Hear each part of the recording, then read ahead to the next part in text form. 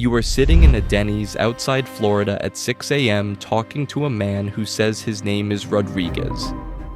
He orders his coffee in an accent from Ohio but claims he is from Florida. He slides a business card across the table. Central Intelligence Agency, Field Operations Division.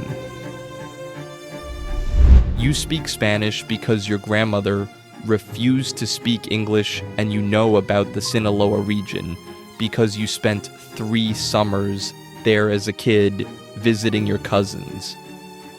You have never been arrested because you have never done anything worth arresting. And therefore, Rodriguez says this makes you the perfect candidate for a top-secret mission that can help save thousands of citizens. It will only take 4 weeks, he says. All you have to do is deliver some products between a couple of villages. And while doing that, you just need to take some notes and report back once every week. The product is probably drugs, but he uses the word product like he is talking about office supplies. But what captures your attention is not the fact that you can save thousands of lives, but it is the opportunity that you will earn more in 2 weeks than you made last year managing the Radio Shack that closed in March. So you take the opportunity and start making preparations the same night to meet up with Rodriguez's team on the weekend. You let your family know the same week that you got a big job opportunity from the government and that you will be away for a couple of weeks.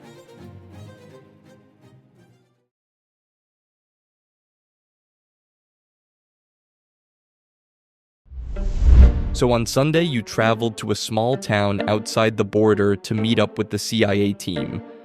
On day 1, you pick up a duffel bag outside a house that looks exactly like every other house on the street.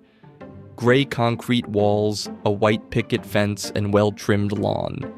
There is also a dog sleeping in the backyard, and the man who hands you the duffel bag asks to see your cell phone and any other electronic device you brought with you.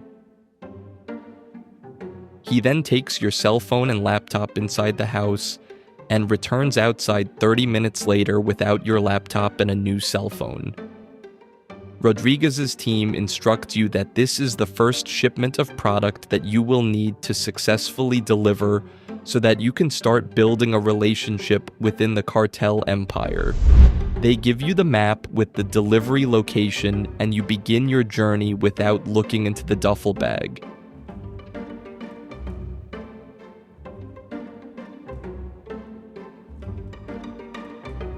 You drive 83 miles to the next village. The roads are paved for 37 miles, then turn to dirt.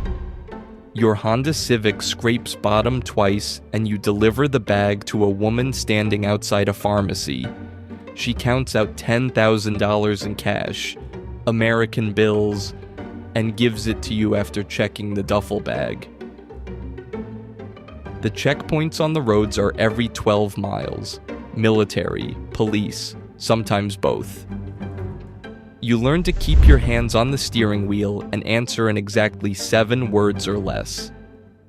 Where are you going? Visiting family.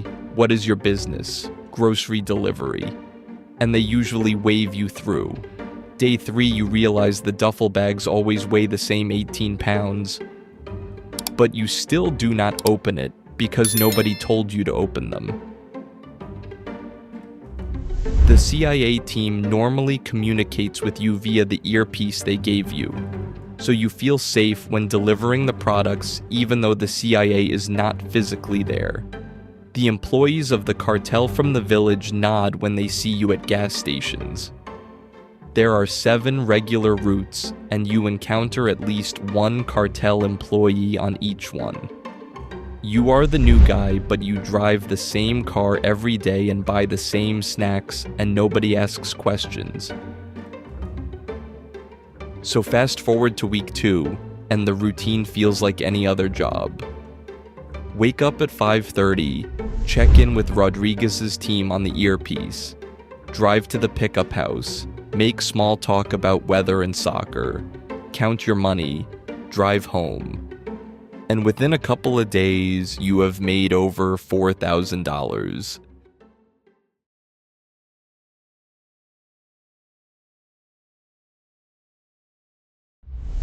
But on day 8, you meet Carlos at a local bar, skinny kid, maybe 19, gold teeth, and he tells you his cousin is visiting from Guadalajara. A girl. Pretty. She loves taking pictures of everything. But she has never seen the real countryside, he says. City people, he says, and shakes his head like this explains something important. So day 11, you were eating tacos at a roadside restaurant when Carlos' cousin shows up with her phone and starts taking pictures of the mountains. Carlos spots you and decides to introduce you to his cousin. Her name is Sophia, he says, and she asks if you live here, but you say yes because you do not want to blow your cover. But at that moment, Sophia had already compromised your entire mission. Because you were talking to a CIA handler who showed up unexpectedly when Sophia took the group photo. Everyone is smiling. The mountains in the background, you and the handler mid-conversation, and she posts it immediately with location tags. The handler's phone buzzes 40 minutes later because the CIA social media monitoring has flagged the post. A known operative in frame with an unknown asset, compromised operation, and the CIA handler responsible for this mission is told to extract you immediately. But your phone never buzzes because you placed your phone in silent mode just before you meet up with Carlos and his cousin. This is why you do not know that the cartel IT person also flagged the same photo 35 minutes after Sophia posted it, 5 minutes faster than the CIA. And you find out about the 5-minute difference when you are already zip-tied in the back of a windowless truck.